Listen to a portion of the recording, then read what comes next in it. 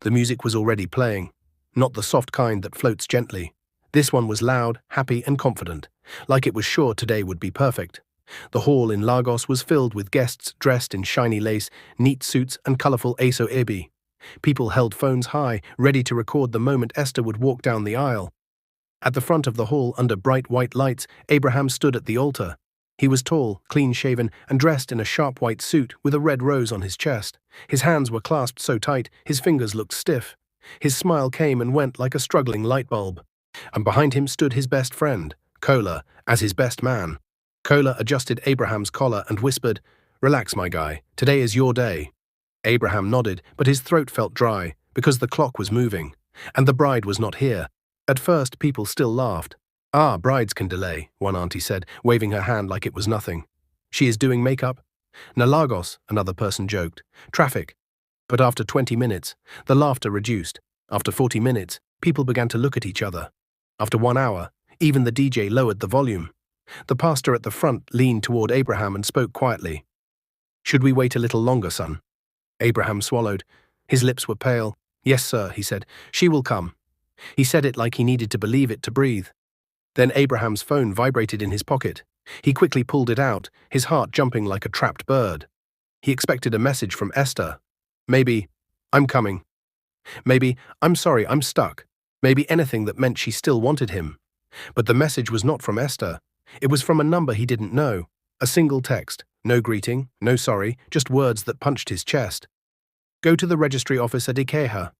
If you want to see your bride, go now." Abraham stared at the screen. His ears started ringing like he was standing beside a generator. He looked back at the hall. The guests were still seated, still waiting, still recording small clips of the decor. His mother, Mama Abigail, was smiling nervously from the front row, her jewel tall and firm like she was trying to hold the family pride in place. Abraham turned to Kola. "Kola," he whispered, "did Esther tell you anything?" Kola frowned. "No, I've been here since morning." Abraham's stomach twisted, then his phone vibrated again. Another message from the unknown number. "If you don't move now, you will miss the I do." Abraham's knees almost gave way. "Ikeja registry," he muttered. Kola laughed a little, trying to reduce the tension. "Abraham, calm down. Maybe somebody is playing you." But Abraham didn't feel like laughing, because deep inside something cold was spreading. A kind of fear that doesn't shout, just grows. Abraham turned to the pastor. "Sir, please, give me 10 minutes." The pastor opened his mouth, confused. 10 minutes to do what? Abraham didn't answer. He stepped down from the altar, still in his wedding suit, and began to walk fast. People started murmuring. "Where is the groom going? Is he okay?" Kola followed behind him, calling out, "Abraham, what is going on?" Abraham didn't stop. He pushed open the big double doors and stepped outside into the hot Lagos afternoon. The sun hit his face, cars honked in the distance, the smell of petrol and perfume mixed in the air. His driver, a young man named Sei, rushed toward him. "Oga, you are coming outside? The wedding is about to start." Abraham's eyes were wild. "Sei," he said, "start the car, now. We're going to Ikeja." Sei blinked. "Ikeja? Sir? Now." Kola jumped in too, still wearing his best man suit, looking confused and worried. As the car sped off, Abraham stared out the window, breathing fast. His mind was shouting questions. Why Ikeja? Why would Esther be there? Why would someone say, "I will miss the I do"? The traffic was heavy, but Sei drove like a man chasing a disaster. Abraham's phone rang. This time it was Esther's sister, Bissy. Abraham answered quickly. "Bissy, where is Esther?" There was silence on the line, then Bissy's voice came, shaking. "Abraham, please, where are you?" "I asked you first," Abraham said, voice cracking. "Where is Esther?" Bissy started crying. "I told her not to do it. I begged her, but she said she has already chosen." Abraham's whole body went numb. "Chosen who?" he whispered. Bissy didn't answer directly. She only said, "Please, don't faint. Please, just be strong." The line went dead. Abraham's lips trembled. Kola leaned closer. "What did she say?" Abraham looked at Kola like he didn't even recognize him anymore. "I don't know," Abraham whispered, "but we're going to see." They arrived at the Ikeja registry office. It wasn't a fancy place, just a government building with people standing around, some holding files, some holding bouquets. Abraham stepped out of the car, his white suit now looking strange in this ordinary place. People stared at him. Some whispered. Kola followed behind him, still confused. Abraham climbed the steps quickly, his heart beating like a drum. Inside it was crowded. Then he heard it. A familiar voice. A woman laughing softly.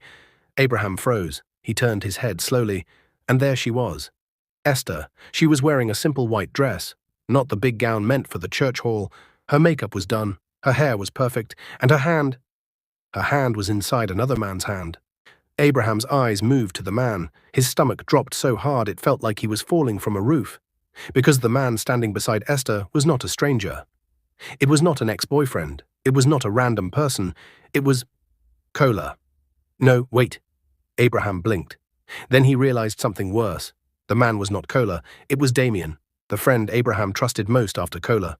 The friend who used to sleep over at Abraham's house. The friend who called Abraham brother. Damien looked up and saw Abraham. And instead of fear, Damien's face held something else. Confidence, like he had been waiting for this moment. Esther's smile disappeared when she saw Abraham, but she did not look guilty. She looked ready. Abraham's mouth opened, but no words came out. Kola beside him whispered, "Wait, what is this?" The registrar at the front cleared his throat. "Are we ready to begin?" the registrar asked, holding a paper. Esther lifted her chin. "Yes," she said. Abraham finally found his voice. "Esther," he said, sounding like a man speaking from underwater. "What are you doing?" Esther turned fully to him. Her eyes were calm. Too calm. "Abraham," she said, "I'm doing what I should have done a long time ago." Abraham took a step forward. Guests in the registry office began to stare like it was a movie. Damien's arm tightened around Esther's waist. Abraham's voice broke. You're my bride." Esther nodded once. "I was." Abraham's head shook slowly, like his brain refused to accept it. "What do you mean, was?" he asked.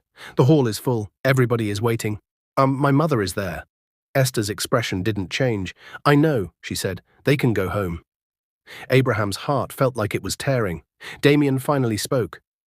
"Abraham," Damien said softly, "don't make this harder. It is what it is." Abraham stared at him. Then Abraham laughed, just one sharp, broken laugh. "Don't make this harder," Abraham repeated. "You are stealing my wife on my wedding day, and you're telling me not to make it harder?" Damien's eyes narrowed. "I'm not stealing," Damien said. "She chose me." Abraham turned to Esther again, desperate. "Esther," he begged, "tell me this is a joke. Tell me somebody is forcing you." Esther's voice became colder. "Nobody is forcing me." Kola stepped forward, angry now. "Esther, are you mad? Abraham loves you. He built this wedding. He waited years." Esther looked at Kola like he was a child. "Love is not enough," she said. Abraham's hands shook. "What did I do?" he asked. "Tell me what I did." Esther hesitated just for a second. Then she said, "You did nothing. That's the problem." Abraham's brows pulled together. "What?" Esther's eyes hardened. "You're too steady," she said. "Too predictable, too soft. You always want peace, always want patience, always want to do things right." Abraham's voice came out in pain. "So you punish me for being good?" Esther looked away. "Damien understands me." Abraham turned to Damien like fire finally entered his blood. "Damien," he said, "how long?" Damien lifted his chin. "Long enough." Abraham's eyes filled with tears he refused to drop. The registrar cleared his throat again, uncomfortable. Should we?" Abraham raised his hand. "Stop." His voice was louder now. The whole place went quiet. Even the fans on the ceiling seemed to slow. Abraham stepped closer to Esther. "Look at me," he said. Esther looked at him. Abraham's voice shook. "Do you remember when I had no job and you stood by me? Do you remember when my father died and I cried in your lap? Do you remember how I begged your mother for your hand? Do you remember how we prayed together?" Esther's eyes flickered. For a moment, Abraham thought he saw guilt. But then Esther's face closed again. "I remember," she said, "and I'm still leaving." Abraham swallowed hard. "Today?" he asked. "In public?" Esther didn't blink. "Today!" Kola's fists clenched. Abraham's chest rose and fell like he had been running. He turned away, and as if the pain was too bright to stare at directly. Then he heard Esther's voice again. "Abraham," she said, "you will be fine. You always survive. That's your talent." Those words hit him harder than the betrayal, because it sounded like she was mocking his kindness. Abraham turned back slowly. His eyes were red now. He looked at Damien. He looked at Esther. Then he did something nobody expected. He smiled. Not a happy smile, a strange smile. The kind of smile that shows a man has reached the edge of something and stepped over. Abraham straightened his suit. He nodded once. Okay, he said quietly. Esther blinked. Okay? Abraham's voice stayed calm, too calm. Yes, Abraham said. Go ahead. Kola stared at him. Abraham. Abraham lifted his hand gently, stopping Kola. He looked at Esther again. I won't beg again, he said. If you want to do this, do it. Esther's shoulders relaxed like she expected him to shout, not surrender. Damien smirked. The registrar cleared his throat nervously. All right, the registrar said. We will proceed. Abraham took one step back, then another. He was still watching them, still breathing, still standing, but inside him something had cracked. The registrar began reading the vows. Esther repeated after him. Damien repeated after him. People whispered. Some people even recorded. Abraham watched Esther say, I do, and it felt like his whole life was being erased in front of him. Then it happened. The registrar smiled awkwardly. By the authority given to me, he said, I now pronounce you husband and wife. Esther smiled. Damien smiled. They leaned in and kissed. Right there, publicly. And Abraham, still in his wedding suit, stood there like a ghost watching his own funeral. Kola grabbed Abraham's arm. Let's go. Now. Abraham didn't respond at first. His eyes were locked on Esther. Esther finally looked at Abraham again. And she said one last thing that burned into his memory. Please, don't follow us. Don't embarrass yourself. Abraham's jaw tightened. Then he turned and walked out. Each step felt heavy, like he was dragging a mountain behind him. Outside, the sun was still shining, like nothing happened. Cars were still honking, people were still living. But Abraham's life had just changed forever. He got into the car. Kola got in beside him, breathing hard from anger. Say looked at Abraham through the mirror. Ogre, what happened? Where is Madam? Abraham stared straight ahead. His voice came out like a whisper. She's gone. Kola slammed his fist on his knee. We need to go back to the hall. Your mother, your guests. Abraham blinked slowly. The hall, the wedding hall, full of people waiting for a bride who had already become another man's wife. Abraham's phone started ringing again and again. Calls, messages, his mother, his uncles, his friends, the pastor, everybody. He didn't pick. He couldn't. Then a new message entered. This one was from Esther. Just one line. Tell them the wedding is cancelled. I'm sorry. Abraham stared at that message for a long time. Kola looked over his shoulder and saw it. Kola cursed under his breath. Then Abraham did something that shocked even Kola. Abraham opened his contact list and selected Mom. He pressed call. It rang once, twice. Then Mama Abigail answered, her voice bright but worried. My son, where are you? The pastor is asking. Abraham's throat tightened. He tried to speak, but before he could, a loud scream came from the background of the call. A woman's voice, a familiar voice, someone shouting, Abraham's bride has married Damien. It is online. It is online. And then Mama Abigail's voice broke into panic. What? What are they saying? Abraham, Abraham, talk to me. Abraham's hands began to shake. Kola grabbed the phone gently. Mama, Kola said quickly, please sit down, please, we're coming. But Mama Abigail was already crying, and Abraham could hear the chaos in the hall through the phone. People shouting, people gasping, people laughing. Aren't people recording? The humiliation had started without him. Abraham's eyes filled with tears. He finally spoke, voice cracked. Mummy, I'm sorry. Mama Abigail wailed. Sorry for what? Tell me it is not true. Abraham couldn't answer, because in that moment another message popped up on his phone. A video link.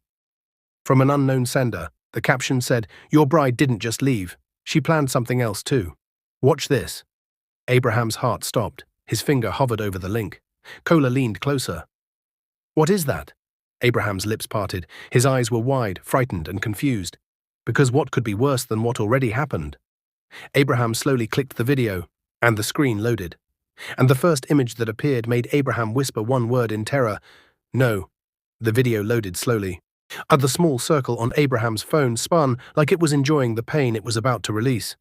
Kola leaned closer, his face tight with worry.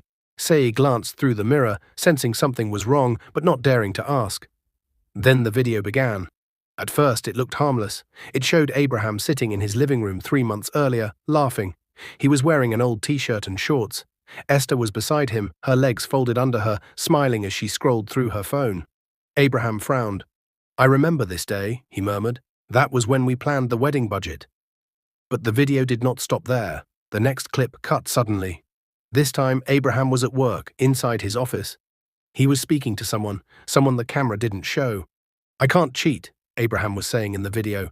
Esther is my future. I won't disrespect her. Abraham's heart jumped. That conversation was private, he whispered. How did anyone record that? Kola's brows pulled together. This is bad. The video jumped again. Now Abraham was seen outside a restaurant at night. He was handing money to a woman with a child.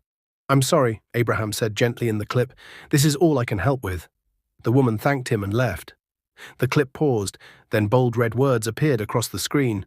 Why is Abraham meeting strange women at night? Abraham gasped. What? No, that woman was begging for help. The video continued before he could finish. Another clip. This one was worse. It showed Abraham arguing with Esther. The sound was edited. His voice was raised. I'm tired, the video version Abraham shouted. I do what you want. But Abraham knew the truth. He remembered that argument clearly. He had said, I'm tired of fighting. Let's calm down and talk tomorrow. But the video cut out the calm part. It kept only the anger. Then came another text on the screen. Is this the man you want to marry? Abraham's hands began to shake. They edited it, he said weakly. They edited everything. Kola nodded, his jaw tight. This is a setup. Someone has been collecting videos, twisting them. The video jumped to the final clip, and this one destroyed what little breath Abraham had left. It showed Esther sitting on a couch. She was crying. Her makeup was smudged. Her voice trembled. I tried, Esther said in the clip. I tried to make it work, but Abraham scares me when he's angry. I don't feel safe anymore. Abraham's heart slammed painfully. That never happened, he whispered. She never said that. She never cried like that with me. The clip zoomed in on Esther's face. Then the words appeared again. Esther chose her safety. The video ended. The car was silent. No one spoke. Even the road noise outside felt far away. Abraham stared at his phone like it had betrayed him too. They planned this, he said finally, his voice hollow. This wasn't just today. This started long ago. Kola rubbed his face hard. Damien, he said. It has to be Damien. Abraham swallowed. And Esther? His phone vibrated again. Another message from the same unknown number. She believed the story we told her, because she wanted to. Abraham closed his eyes. That sentence hurt more than the video. Because it meant Esther had doubts about him long before today. Or worse, she had already chosen to believe lies because it made leaving him easier. The car stopped suddenly. Sei had pulled over. Olga, Sei said softly. Your mother? She keeps calling. People are fighting at the hall. They say bloggers are already there. Abraham opened his eyes slowly. Bloggers, cameras, phones. The shame was spreading faster than fire. Kola looked at Abraham. We need to decide what to do next. If you go back to that hall now, it will be chaos. Abraham nodded slowly. Take me home, he said. Not the wedding hall, my house. Sei started the car again. As they drove, Abraham's mind replayed the video again and again. Not just the lies, but the planning. Someone had followed him, recorded him, edited his life, and fed it to Esther at the right moment, at the perfect time, at the worst possible time. They arrived at Abraham's house. The gate opened slowly. The house looked the same, quiet, peaceful, too peaceful for the storm inside him. Abraham stepped out of the car. His wedding suit now felt heavy, like it was made of stone. Kola followed him inside. The sitting room smelled like the flowers Esther had chosen weeks ago. White lilies, they were still in vases, untouched. Abraham stared at them. Then, without warning, he reached out and pushed one vase. It crashed to the floor and shattered. The sound echoed loudly. Kola jumped. But Abraham didn't stop. He grabbed another vase, another crash, another shatter. His chest rose and fell violently. Years, Abraham said, his voice shaking. I gave her years. My trust, my loyalty, my name. Kola stepped closer. Let it out. Abraham turned suddenly. His eyes were red. Tears streamed down his face now, freely. I defended Damien, he shouted. When people warned me, I defended him. I told them he was my brother. Kola looked away. I invited him into my home, Abraham continued. I told him my fears, my plans, my weaknesses. He laughed bitterly. I taught him how to destroy me. Kola placed a hand on his shoulder. Abraham shrugged it off gently and sank into a chair. His phone buzzed again. This time it was a message from Damien. Just one line. I hope one day you'll understand. Abraham stared at it. Then he typed slowly. I understand enough. He pressed send. Then he blocked the number. Another message came in immediately. This one was from Esther's mother. Abraham, please come and see me. Let us talk. Abraham closed his eyes. Talk, after everything. He ignored the message. Then another one came, from Esther herself. I didn't mean for it to happen like this. Abraham let out a dry laugh. Like this? How else was it supposed to happen? He didn't reply. Instead, he stood up slowly. I'm taking off this suit, he said quietly. This day is dead to me. Kola nodded. Abraham went to his bedroom and changed into simple clothes, a plain black t-shirt, dark jeans. When he returned, he looked like a different man, calmer, colder, like something inside him had gone silent. Kola watched him carefully. What are you thinking? Abraham sat down. I'm thinking, he said slowly, that humiliation is loud at first, but silence lasts longer. Kola frowned. And what does that mean? Abraham looked up. They think I'll cry publicly, beg, explain myself online, fight back with words. He shook his head. I won't. Kola's eyes widened slightly. So what will you do? Abraham leaned back. I'll disappear. Kola straightened. Disappear how? Abraham's gaze hardened. I'll step away from everything they know about me. My routine, my circle, my noise. Kola hesitated. For how long? Abraham didn't answer immediately. He stood and walked toward the window. Outside, the sun was slowly setting. Cars passed. Life continued. Finally, Abraham spoke. As long as it takes. Kola swallowed. That's risky, he said. People will say you ran away. Abraham turned back. Let them, he said calmly. They already believe lies. Kola studied him. And what about your business? Kola asked. Your contracts? Your staff? Abraham nodded. I'll handle them quietly. No drama. Kola exhaled. And Esther? Abraham's jaw tightened. She made her choice, he said. Now I'll make mine. That night, Abraham did something no one expected. He logged out of all his social media accounts. He turned off his main phone and placed it in a drawer. Then he took out a smaller phone, one only Kola had the number to. I need time, Abraham said, away from noise, away from people who think they know my story. Kola nodded slowly. Where will you go? Abraham paused. There's a project site in Ibadan, he said, a small one. No spotlight, no headlines. Kola raised an eyebrow. You'll work there? Abraham nodded. From the ground up, Kola sighed. You're serious? Abraham gave a small smile. How about for the first time in a long time? They sat in silence for a moment. Then Kola spoke softly. You know, Esther and Damien won't be happy forever. Abraham didn't respond, but his eyes flickered. The next morning, the internet exploded. Videos of the abandoned wedding flooded social media. Headlines screamed, bride dumps groom, marries best friend. Wedding turns to scandal. Man humiliated on wedding day. People argued. Some blamed Esther, some blamed Abraham, some laughed, some made jokes. But Abraham did not see any of it. He was already on the road to Ibadan. Days passed, then weeks. Slowly, Abraham began to work again. No suit, no big title, just plain clothes and quiet effort. He woke early, he worked late, he spoke less, but inside something else was growing. Not anger, not revenge. Something stronger, clarity. Meanwhile, back in Lagos, Esther's new marriage was not as perfect as it looked online. The smiles became forced, the laughter became short, and Damien began to change. He grew controlling, suspicious, always checking Esther's phone. One evening, Esther sat alone in their living room. Her phone buzzed. She looked at the screen. Her heart skipped. It was a message from a number she had blocked. Abraham. She stared at it, confused. Her fingers trembled as she opened it. But it wasn't a message, it was a photo. A simple photo. It showed Abraham standing at a construction site. Dust on his clothes, helmet on his head. His face looked calm, focused, different. Below the photo was one sentence, I'm alive and I'm at peace. Esther's chest tightened. Tears filled her eyes. She read the message again and again. Then another message came in. This one from an unknown number. You should be careful what you wish for. Truth is closer than you think. Esther's breath caught. Her phone slipped from her hand and fell onto the couch. At the same time, in Ibadan, Abraham stood alone at the site. Kola's voice came through the phone. Abraham, Kola said quietly, I found something. Abraham wiped sweat from his forehead. What is it? Kola hesitated. That video, he said. The one that ruined your wedding. Abraham's heart skipped. What about it? Kola swallowed. I traced where it came from. Abraham straightened slowly. And? Kola's voice dropped. It wasn't just Damien. Abraham froze. Kola continued. There's another name. Someone close. Someone you trusted.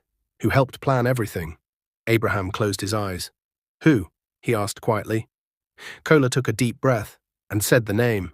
Abraham's face went completely still, because that name changed everything. Abraham did not speak for a long time. The sun was hot over the Ibadan construction site, but he suddenly felt cold. Dust moved with the wind, workers shouted instructions in the distance. Life continued like normal, but inside Abraham, everything paused. "Say it again," he said quietly into the phone. "Say the name again." Kola hesitated on the other end. "Ibrahim," Kola said. "Your cousin." Abraham's fingers tightened around the phone. For a moment he thought he misheard. "My cousin?" he repeated slowly. "Ibrahim?" "Yes," Kola replied. "Your mother's sister's son." Abraham closed his eyes. Ibrahim. The same Ibrahim who grew up in his house. The same Ibrahim he paid through school when Ibrahim's father died. The same Ibrahim he trusted enough to handle small business errands. The same Ibrahim who sat in the front row of the wedding hall that day, smiling. Abraham laughed once. It wasn't a happy laugh. It was empty. "You must be wrong," Abraham said. "Ibrahim wouldn't do that." Kola sighed. "I said the same thing. That's why I checked again." Abraham leaned against a cement block, his legs suddenly weak. "Explain," Abraham said. "Explain everything." Kola took a breath. "I traced the first edited clip to a laptop," Kola said. "The IP address led to a small tech shop in Yaba. I went there myself." Abraham listened silently. "The shop owner remembered the person," Kola continued, "because the person came many times. I paid cash, asked a lot of questions about editing videos without leaving traces." Abraham swallowed. "The shop owner described him," Kola said. "The scar on the eyebrow, the limping walk." Abraham's heart sank. Ibrahim had that scar. "I asked for CCTV, Kola went on. "The footage was old but clear enough." Kola paused. "It was Ibrahim," he said again. "He worked with Damien. Damien provided the clips. Ibrahim helped edit, arrange, and send them anonymously." Abraham's grip loosened. The phone almost slipped from his hand. "Why?" Abraham whispered. "Why would he do that?" Kola hesitated again. "Money," he said, "and jealousy." Abraham's chest tightened. "Ibrahim has always felt small beside you," Kola continued gently. "You helped him, but he hated that he needed help. He felt like people respected you more. When Damien promised him a cut from future deals, he agreed." Abraham stared at the ground. So this was it. Not just love betrayal, not just friendship betrayal, family betrayal, the deepest kind. Abraham ended the call quietly. "I need time," he said. "Send me everything you have." "I already did," Kola replied. "Check your email." Abraham hung up. He opened the email slowly. There it was. Screenshots. CCTV stills. Chat records between Damien and Ibrahim. Messages that made his stomach twist. Damien, once she sees the clips, she'll doubt him. Ibrahim, she already does. She just needs an excuse. Damien, good. Wedding day will finish it. Abraham closed the email. His hands were steady now. Too steady. That evening, Abraham did something he hadn't done since the wedding day. He prayed. Not long prayers. Not loud prayers, just quiet words spoken into the air. "God," he said softly, "I don't want revenge. I want truth." The next day, Abraham returned to Lagos. Not publicly, not announced. He entered the city like a shadow. No posts, no calls, only Kola knew. They met late at night in Kola's apartment. Kola looked shocked when he saw Abraham. "You look different," Kola said. Abraham nodded. "Pain can change a man." They sat at the dining table. Kola spread documents out. "This is everything," he said. "If you want to expose them, we can." Abraham studied the papers. Then he surprised Kola. "No," Abraham said. Kola blinked. "No?" Abraham leaned back. "Not yet," he said calmly. "Exposure without timing is noise." Kola frowned. "So what's the plan?"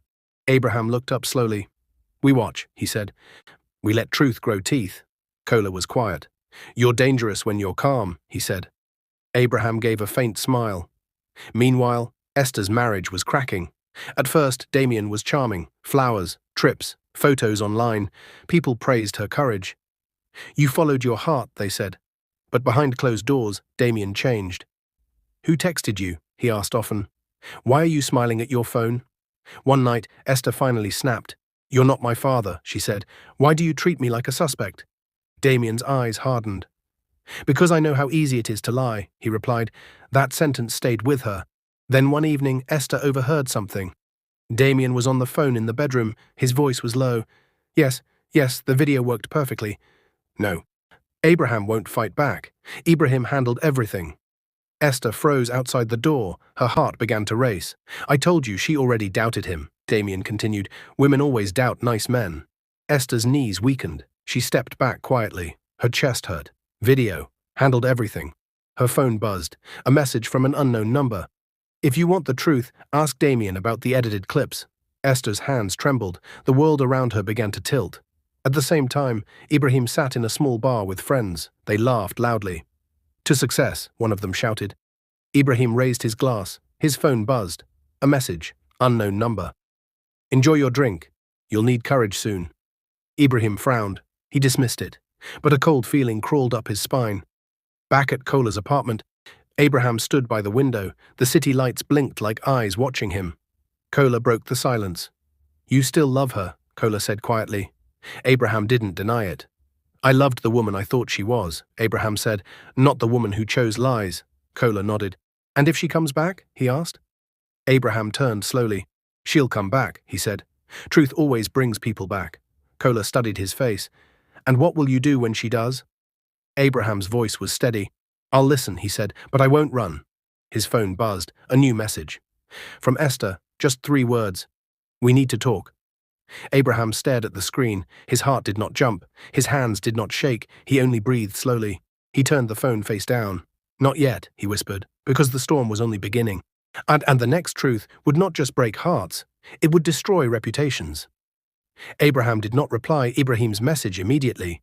He placed the phone on the table and stared at it like it was a snake pretending to be harmless. Kola watched him carefully. You're going to meet him, right? Kola asked.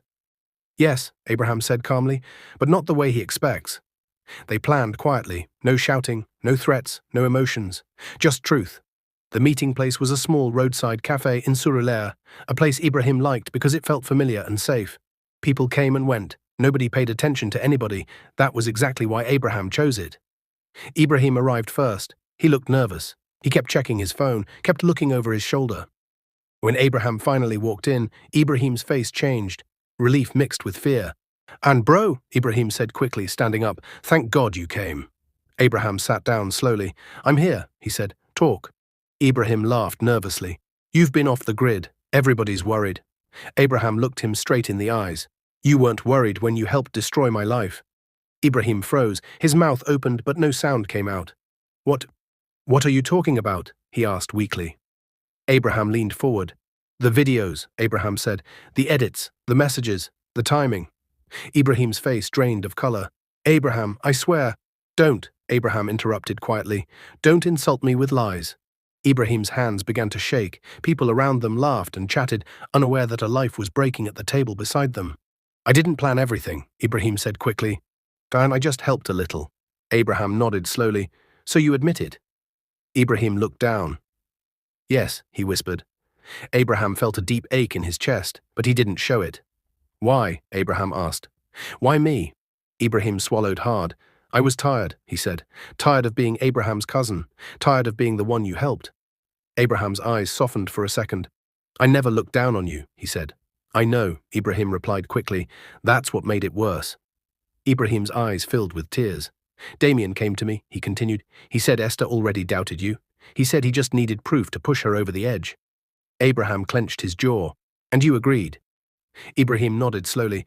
I thought, if you fell, maybe I'd finally feel tall. Abraham leaned back in his chair. The betrayal hurt. But what hurt more was how small the reason was. You sold my name for pride, Abraham said quietly. Ibrahim cried openly now. I'm sorry, he said. I didn't think it would go this far. Abraham stood up. You should have, he said, because lies always go far. He placed some money on the table. This is the last time we meet as family, Abraham said. What you do next is up to you. Ibrahim looked up in panic. Please, he begged. Damien is dangerous. He won't let this go. Abraham paused. I know, he said. That's why I'm ready. He walked away. That same night, Esther confronted Damien. She waited until dinner was over, until the house was quiet. Who edited the videos? Esther asked suddenly. Damien looked up, surprised. What videos? Esther's voice shook. The ones that made me leave Abraham. Damien sighed. Why are you bringing this up again? Esther stood up. Because I heard you on the phone, she said. You said everything was planned. Damien's eyes darkened. You were listening to my calls? I was listening to the truth, Esther snapped.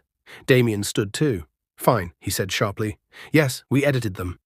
So what? Esther stepped back like he slapped her. You lied to me, she whispered. Damien shrugged. You wanted a reason to leave him. I just gave you one. Tears streamed down Esther's face. I ruined a good man, she said. Damien laughed coldly. No, he said.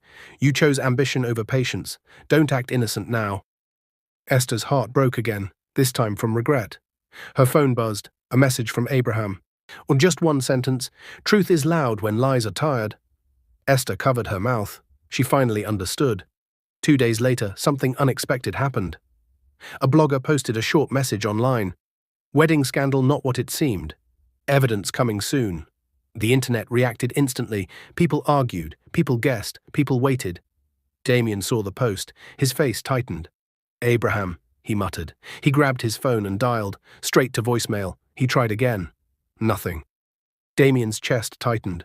For the first time since the wedding day, fear entered his eyes.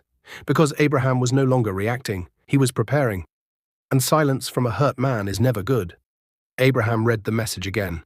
If you expose the truth, someone you love will suffer. His heart beat slowly, not fast, not wild. Too slow, like a drum warning of danger. He leaned back in his chair and closed his eyes. Someone was watching him. Someone knew his next move. And someone was scared. Kola arrived at Abraham's apartment an hour later. The moment Abraham showed him the message, Kola's face hardened. This is intimidation, Kola said. They're scared. Or desperate, Abraham replied. Kola looked at him. We should involve the police. Abraham shook his head gently. Not yet, he said. Fear makes people careless. I want them careless. Kola studied him. You've changed, he said quietly. Yes, Abraham replied. Pain taught me how to listen. He opened the anonymous email again. The files were heavy. Raw videos, unedited, audio messages, screenshots of chats between Damien, Ibrahim, and a third number. One message stood out. Damien, once she leaves him publicly, he won't recover. Shame will finish the job. Abraham stared at it. Shame didn't finish me, he said softly. It woke me up. That same morning, Abraham made a decision. He would not fight with noise, he would fight with light. Across town, Esther sat alone in her bedroom. Damien had not spoken to her since their argument. The house felt cold, empty. She replayed Abraham's last message in her head. Truth is loud when lies are tired. Her phone buzzed, a new message, from an unknown number. You were used. If you want peace, meet me. Esther's heart pounded. She replied carefully, Who are you? The reply came instantly.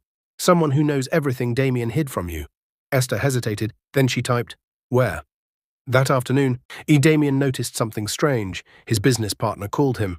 Bro, the man said, are you okay? Investors are asking questions. Damien frowned. Questions about what? About your integrity, the man replied. Some documents are circulating privately. Damien's heart skipped. What documents? The line went dead. Damien rushed to his laptop. Emails were flooding in. Silent withdrawals, delayed payments, sudden distance. People were stepping back. Without noise, without insults, just distance. Damien slammed the table. Abraham, he whispered angrily. He grabbed his phone and dialed Ibrahim. No answer. He dialed again. Still nothing. Damien felt sweat gather at his neck. Something was happening behind the scenes, and he wasn't in control anymore. In a quiet cafe on the mainland, Esther sat across from a woman she had never met. The woman looked calm, older, confident. I'm Tola, the woman said. I was hired to edit the videos you saw. Esther's breath caught. You helped destroy my marriage, Esther whispered. Tola nodded. I did, she said, and I'm sorry. Esther's hands shook. Why are you telling me this now? Because I was lied to, Tola replied. I was told Abraham was abusive. When I realized the truth, it was too late. She slid a flash drive across the table. This is everything, Tola said. The raw footage, the instructions, the payments. Esther stared at the flash drive like it was burning. Tears filled her eyes. I ruined my life, she whispered. Tola looked at her gently. No, she said. You made a choice based on lies. But you still have a chance to do what's right. Esther swallowed. What should I do? Tola leaned closer. Stand with the truth, she said, before it stands without you. That night, Abraham finally broke his silence, not with a post, not with a rant. He sent a single email, privately, to journalists, to legal partners, to people who mattered. The subject line was simple. Evidence, no drama, no insults, just facts. Kola watched him press send. "That's it?" Kola asked. Abraham nodded. "That's it." Minutes later, Abraham's phone rang. Unknown number, he answered. A familiar voice spoke. "Abraham," Damien said, "let's talk like men." Abraham smiled faintly. "We already did," he said. "You just didn't know it." Damien's voice hardened. "You think you've won?" Abraham replied calmly. "Oh, I think the truth has." Damien lowered his voice. "If you continue this, someone close to you will pay." Abraham's eyes darkened. "You already tried that," he said. "It failed." He ended the call, but seconds later another call came in. This time from his mother. Abraham answered quickly. "Mummy?" Her voice was shaking. "My son, 2 men came here asking questions about you." Abraham stood up slowly. "What kind of men?" "I don't know," she said. "They said they were friends." Abraham's chest tightened. "Are you safe?" "Yes," she said, "but I'm scared." Abraham closed his eyes. The threat was real now, very real. He turned to Kola. "They crossed the line," Abraham said quietly. Kola nodded. "Then it's time." Abraham looked at his phone. A new message had arrived from Esther. Just one sentence. "I'm ready to tell the truth." Abraham stared at the message. His heart raced, not from love but from consequence. Because once the truth came out, nothing would stay the same. Abraham stared at the message again. "The evidence you sent has a problem. Someone altered one file." His heartbeat slowed, but his mind raced. Someone was still inside the system. Someone was trying to rewrite the truth again. Kola leaned over his shoulder. "Who sent that?" Abraham checked. "One of the journalists. He said one file doesn't match the raw footage." Kola exhaled sharply. "That means someone wants to turn this around on you." Abraham nodded. "Or make the truth look fake." They didn't waste time. Abraham opened the files again. One by one, slowly, carefully. Then he saw it. And a short clip, barely 30 seconds, showed Abraham raising his voice at Esther. The timestamp was wrong. The audio didn't match his lips. "That clip," Abraham said quietly. "It was added later." Kola's jaw tightened. "Damien." "No," Abraham replied. "This one is smarter." Kola looked at him. "Who then?" Abraham's eyes hardened. "Ibrahim," he said. "He's trying to clean his own hands." Almost immediately, Abraham's phone rang. It was Ibrahim. Abraham answered calmly. "Why did you change the file?" Abraham asked. There was silence. Then Ibrahim spoke, his voice shaking. "I panicked. Damien said if I didn't help him again, he'd expose me alone." Abraham closed his eyes. "You already exposed yourself," Abraham said. "This only makes it worse." "I'm scared," Ibrahim whispered. "He said he'll destroy my life." Abraham's voice was steady. "He already did, by making you betray your own blood." Ibrahim began to cry. "Please," he begged, "help me fix it." Abraham paused, then he said something that shocked even himself. "Send me everything you still have," Abraham said. "Every message, every payment, everything Damien ever sent you." Ibrahim sniffed. "You won't turn me in?" Abraham replied calmly. "That depends on what you choose next." The call ended. Minutes later, files began to arrive.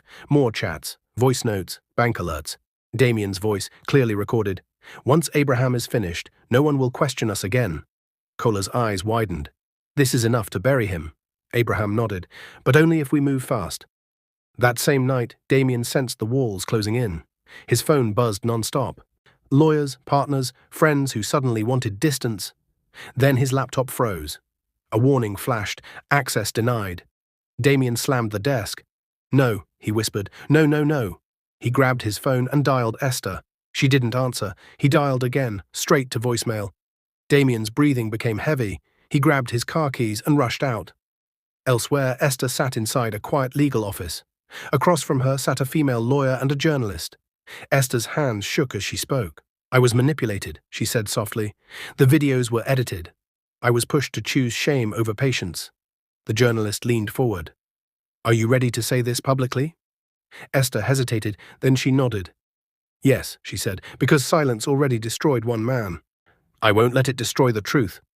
The lawyer slid a document forward. "Sign this," she said. "Once this goes out, there's no turning back." Esther signed. Her hands stopped shaking. For the first time since the wedding day, she felt something close to relief.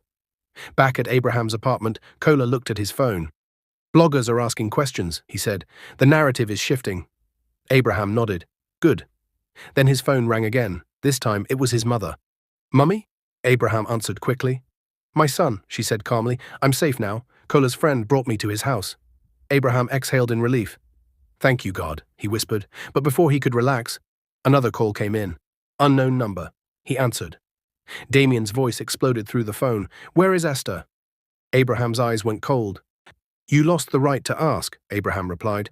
You think you're smart, Damien shouted. You think this ends well for you. Abraham spoke softly. It already is. Damien's voice cracked. You ruined me. Abraham replied. You did that yourself. Then he ended the call. Seconds later, Kola's phone buzzed. His eyes widened. Abraham, he said slowly, Damien has been arrested. Abraham blinked. Arrested? Yes, Kola said. Fraud charges, blackmail, evidence tampering. Abraham sank into a chair, but he didn't smile, because something still felt unfinished. At that exact moment, Abraham's phone buzzed again. A new message. From Esther. I've told them everything. I don't expect forgiveness. I just wanted you to know. Abraham stared at the message. His chest tightened, not with anger, and with closure beginning to form. He typed slowly, Truth needed your voice. Thank you for giving it. He didn't send anything else. Late that night, Ibrahim sent one final message. I've turned myself in. I couldn't carry it anymore. Abraham closed his eyes. Some betrayals end with prison, others end with conscience.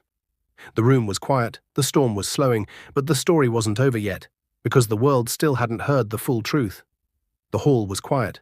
Not the heavy silence of shame, not the sharp silence of fear. This was the kind of silence that comes before truth finally breathes. Cameras were set, journalists sat still, even people online seemed to pause, waiting. Abraham stepped forward. No suit, no title, no anger. Just a calm man in a simple shirt, standing straight. When he began to speak, his voice was steady.